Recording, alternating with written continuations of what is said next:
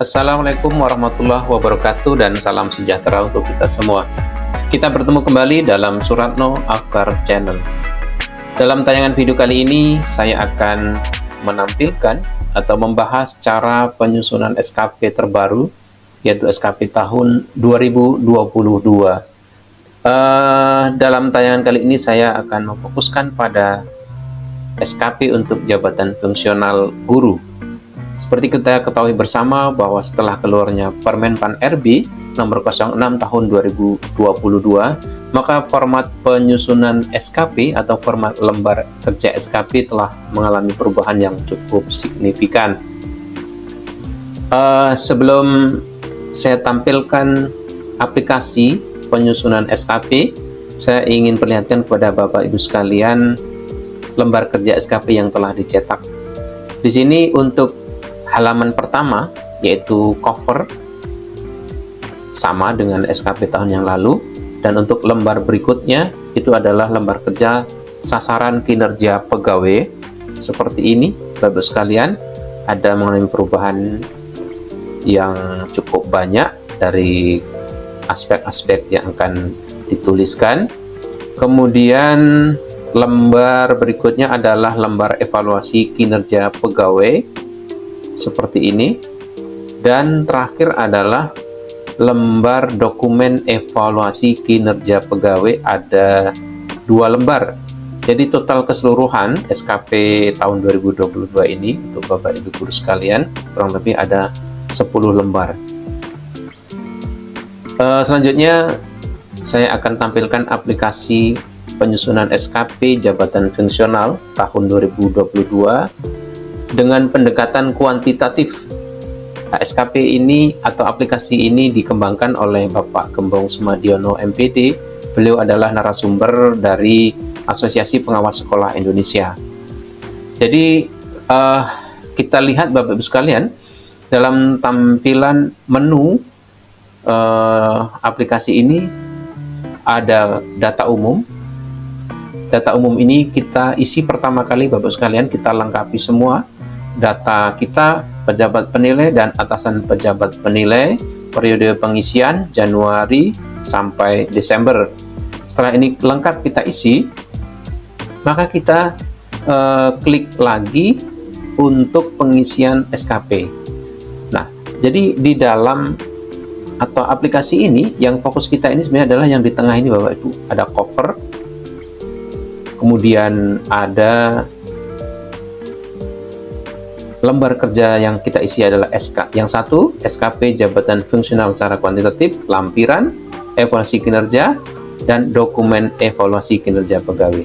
Nah, yang di tengah inilah yang akan kita cetak Bapak Ibu. Nah, untuk yang di samping ini ada matrik, tupoksi, dan perilaku, umpan balik, kuadran, dan pola distribusi. Ini adalah sebagai panduan atau acuan.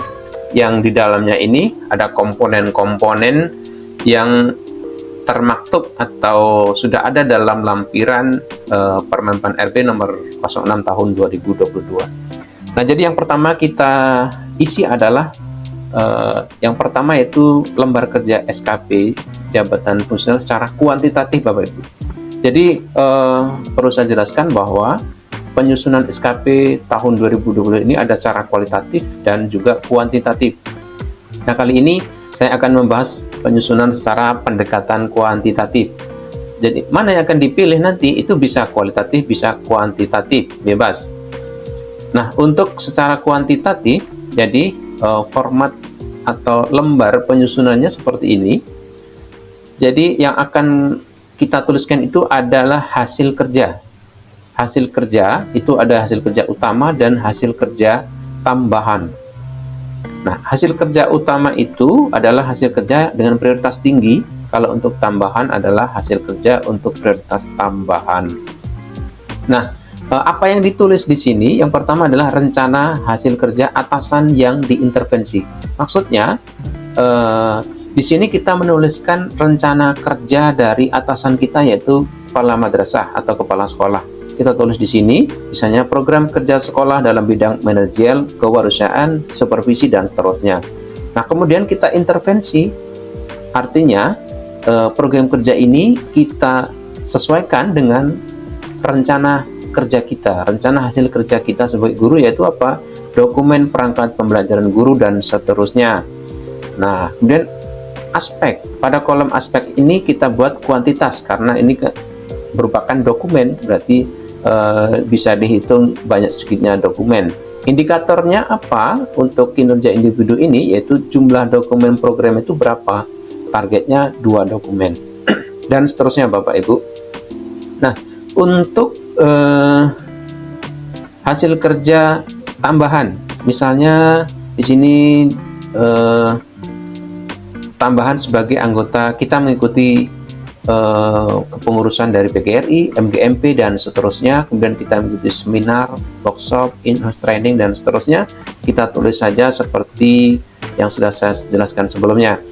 Nah, bisa juga sebagai tambahan misalnya wali kelas, tugas tambahan sebagai waka kurikulum, kepala laboratorium, kepala perpustakaan dan lain-lain. Nah, kemudian setelah kita isi hasil kerja, maka yang berikutnya adalah kita isi perilaku kerja. Jadi dalam lembar kerja SKP ini, sasaran kerja pegawai ini ada hasil kerja dan ada perilaku kerja.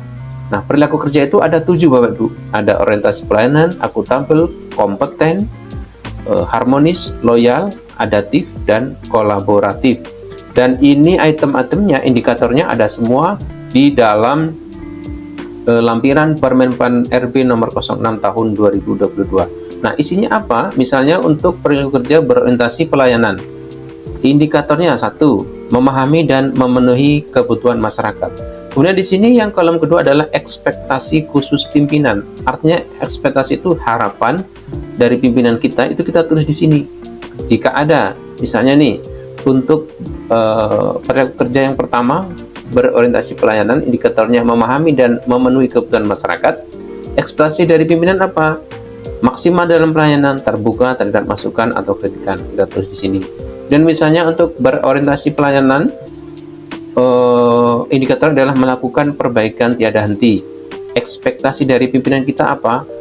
Selalu belajar dari kesalahan untuk perbaikan kinerja. Nah, ini dituliskan kepada kolom ekspektasi dari pimpinan. Berarti ini ada proses dialog dengan pimpinan untuk bisa menuliskan ekspektasi dari pimpinan.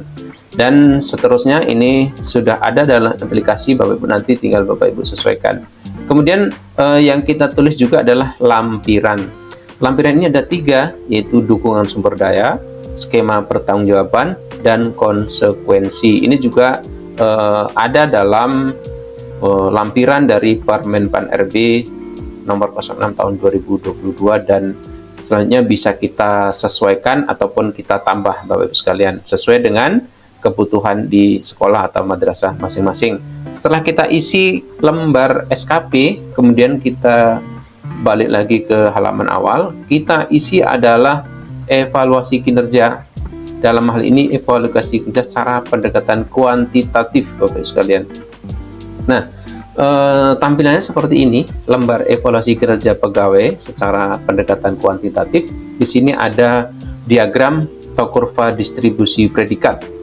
Nah, di sini merupakan capaian dari kinerja organisasi. Ini ada kategorinya baik, pola distribusinya seperti apa. Ini akan nanti secara tersistem dari aplikasi ini akan muncul kurva distribusi predikat kinerja pegawai seperti ini. Nah, di sini yang kita tuliskan apa Bapak Ibu, yaitu apa yang sudah kita tuliskan atau rencanakan dalam SKP tadi, sasaran kinerja pegawai tadi yang pertama. Kita lihat kembali untuk SKP. Nah, ini rencana hasil kerjanya kan adalah dokumen perangkat pembelajaran. Maka di evaluasi kerja, kita tulis sama yang diintervensi dan yang merupakan program kerja kita atau rencana hasil kerja sama, kuantitas, aspek kuantitas, indikator sama, target sama, dan kita tambahkan realisasinya bagaimana. Realisasinya adalah misalnya dokumennya 2 dokumen, kemudian berdasarkan penilaian pimpinan. Kemudian di sini ada penambahan umpan balik berdasarkan bukti dukungnya. Umpan balik itu dari siapa? Dari pimpinan, dari siswa, dan dari orang tua. Nah, di sini kita isikan emot, Bapak Ibu sekalian. Emot ada kriterianya di sini: sangat baik, baik, cukup, dan kurang, seperti ini. Nah, kemudian kita tuliskan sama untuk perilaku kerja, sama juga kita tuliskan seperti ini. Ada juga kita berikan umpan balik. Nanti dalam aplikasi ini sudah tertulis, Bapak Ibu bisa disesuaikan dengan madrasah atau sekolah masing-masing. Nah, setelah lembar evaluasi kerja pegawai ini kita susun, kita tulis atau kita isi lengkap, maka kita kembali ke halaman awal, dan terakhir secara otomatis di sini ada dokumen evaluasi kinerja pegawai tadi dari 2 lembar. Di sini merupakan penilaian akhir dari capaian kinerja organisasi dan predikat kinerja pegawai. Ini adalah rentang waktu penilaian 1 tahun dari Januari sampai dengan Desember tahun 2022, dan setelah itu kita bisa cetak masing-masing per item, yaitu cover, kemudian